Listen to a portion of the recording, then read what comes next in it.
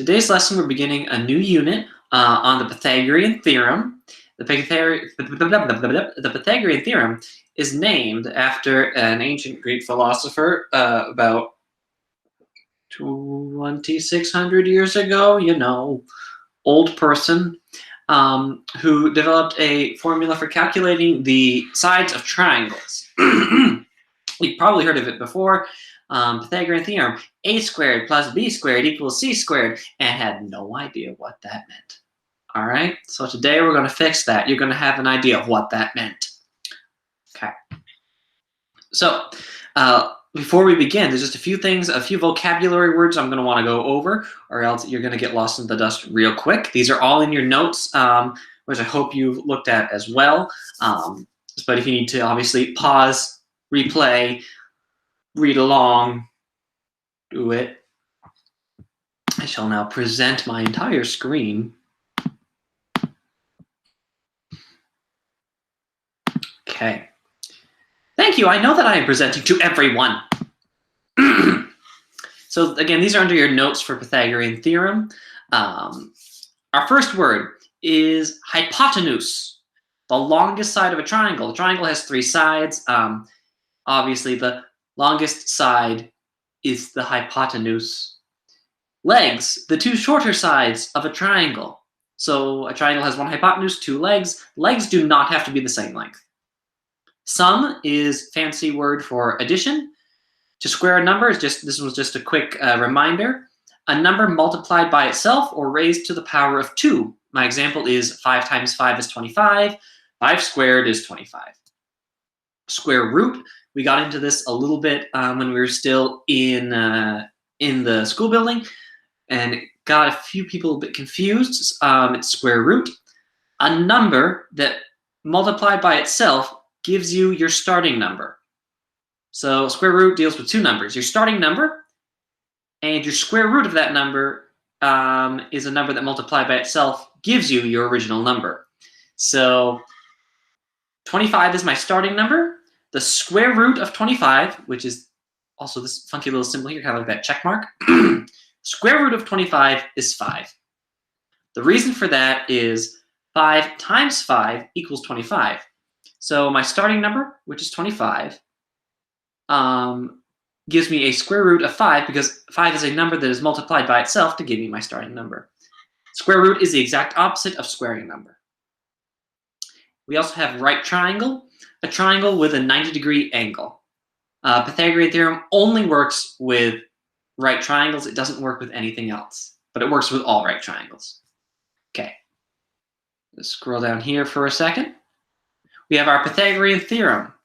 It says that in a right triangle, the square of the hypotenuse, C, is equal to the sum of the squares of the other two sides, A and B. That means whatever value we have for C, when we square C, multiply it by itself, that is the same thing as when we take side A, or leg A, squared, add leg B squared, we get C. Another real quick thing to point out, up here we said hypotenuse is the longest side of a triangle. That would be right here. The hypotenuse is also always opposite the right angle. So if my right angle is right here, hypotenuse is always on the other side, no matter if this thing is turned on its side, upside down. Your hypotenuse is also always opposite your right angle. Okay. So I'm just going to go over here. And right here I've got a nice color-coded, really bad drawing for you. The hypotenuse, which is this longest side right here, also opposite the right angle, is in green. That is C. I've got leg A, which equals 6 in blue, and leg B in red, which equals 8. And over here I have my formula written out. A squared, from right here, plus B squared equals C squared, which is the hypotenuse. This is another kind of plug and chug thing. I'm going to switch my colors here. Oops. A equals 6, so I'm going to put that right here. 6 squared. I'm going to throw B in here. B is 8. plus 8 squared equals c squared, which we don't know yet.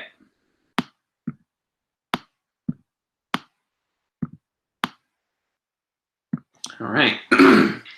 Now, 6 squared is the same thing as 6 times 6, which is 36. Plus 8 times 8, which is 64.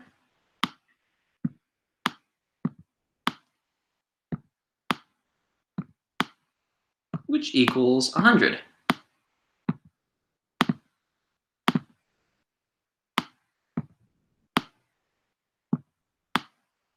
All right. Now, we're not quite done, because you'll notice here that it's always c squared, c squared.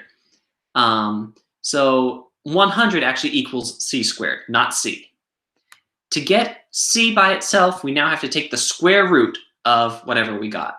So square root of 100, and this is usually going to have to be done with a calculator unless you get a lucky number like 10, not 10, actually 10 doesn't work. 36, 64, you can always take the square root of those. Square root of 36 is 6, square root of 64 is 8. Square root of 100 is 10. Because 10 times 10 equals 100. So then I could do right here, c equals 10. And of course, tack on whatever units I'm working with. So for this first unit, for this first lesson rather, everything we're going to be doing is working with triangles just like this. They're all basically going to look the same. You've got A, B, and C, and you're always going to be finding C. Just recap of how this worked quick. We've got leg A here in blue, which is 6. Leg B over here, which is in red, and it's 8. Plug those into our equation. A squared plus B squared equals C squared. We get 6 squared plus 8 squared equals C squared. 6 squared is 36. 8 squared is 64. C squared is 100. 100 equals C squared. I'm going to write that in right here, actually.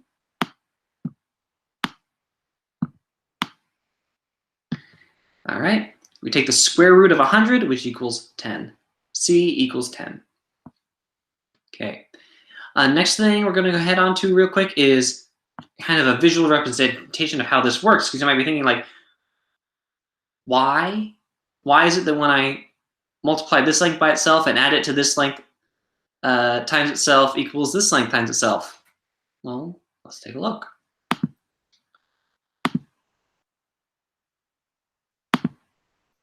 Okay, before we begin, notice this triangle is kind of offset a little bit. We have a right angle right here, which means that this here is our hypotenuse because it's opposite the right angle. Here we have leg A and leg B. And behind them are these squares that are filled with liquid.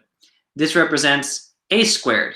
So whatever the length of A is, you square it, you end up with this square right here. Each side is A. Here we have B squared. Each side of this big square here is B. And then we have C right here.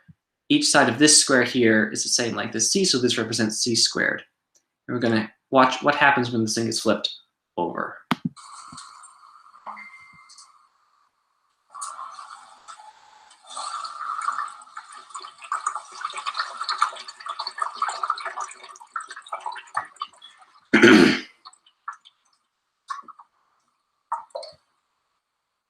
All right.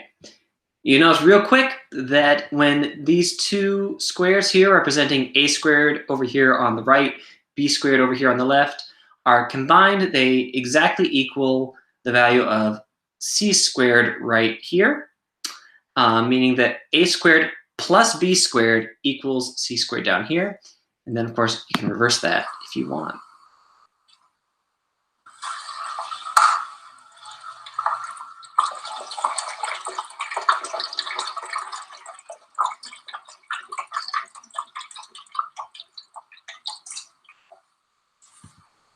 Right. We went from C squared. When you break it down into its component parts, we get A squared right here and B squared over there.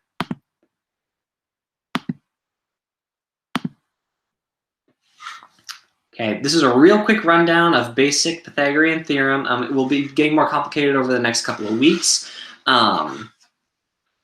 Just some things, kind of like what this is useful for. Pythagorean theorem is great for calculating distances that aren't easily marked out, say with a ruler or something like that. So if I were to say my roof starts in the corner of my house at 8 feet tall, and then it goes 20 feet over, and then up 6 feet to the peak, I can actually calculate how much roofing I have to put on my house, or how wide my roof is. All right, your assignment today shouldn't take too long. It's got 5 questions to it. Number 1, in your own words, explain the Pythagorean theorem and how it can be proven. You don't have to use the water example that I gave. There are many, many different ways to prove the Pythagorean theorem. I encourage you to get on YouTube for a couple minutes, just kind of look up other ones, see if there's one that maybe makes more sense with the way your brain works. I picked one that was very visual, but there are more mathematical proofs and other kinds of visual proofs if you need them. You can absolutely use those to explain how you can prove the Pythagorean theorem. And then right here, you've got 4 questions. Each of these is finding hypotenuse C right here, again, opposite the right angle. One thing to note real quick is that the numbers or the distances or lengths of the legs is kind of written down here in the corners. So this is a 48, this is 50, 36, 77, 24, 32, 3, and 4. Please show your work. If you have any questions, office hours are now just Wednesdays and Fridays. But if you have any other questions, shoot me an email whenever, and I will do my best to get back to you relatively quickly. Other than that, have a fantastic day, and hope to see your work soon. All right, today's lesson is going to be kind of more of a history lesson. No, it's not. It's going to be math. What am I talking about? Okay. Today's lesson is on today's